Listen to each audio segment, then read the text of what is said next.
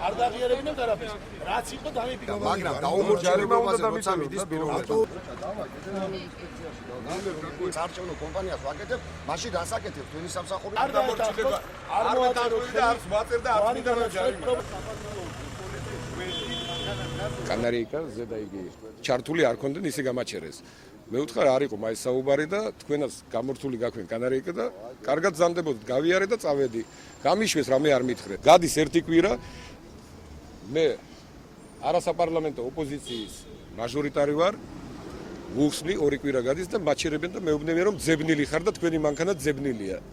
ეს მე ვფიქრობ რომ პოლიტიკური მოტივია. მიდის პიარ კამპანიები და ამ დროს ხდება რომ ჩვენი მაჟორიტარობის კანდიდატს იმას შვებიან, აჩერებენ, აკავებენ და ხდება ასეთი უმსგავსოებები. უწერენ 300 ლარიან ჯარიმას, ჯარიმაზეც არ არის საუბარი და არ არის იმაზე საუბარი. უბრალოდ ბათუმელები, რაზეც ჩვენ ვიბძვით, ბათუმი უკვე აღარ ეკუთვნის ბათუმელებს, თუ ვიღაცამ რაღაცა საღიაძრი გამოთქვა, გამოდის ისე რომ ეს უნდა ან დავიჭიროთ, ან უნდა დავაპატიმროთ და მე მგონია გვიბრუნდება ის და უფრო ვარესი პერიოდი რაც იყო სააკაშვილის დროს.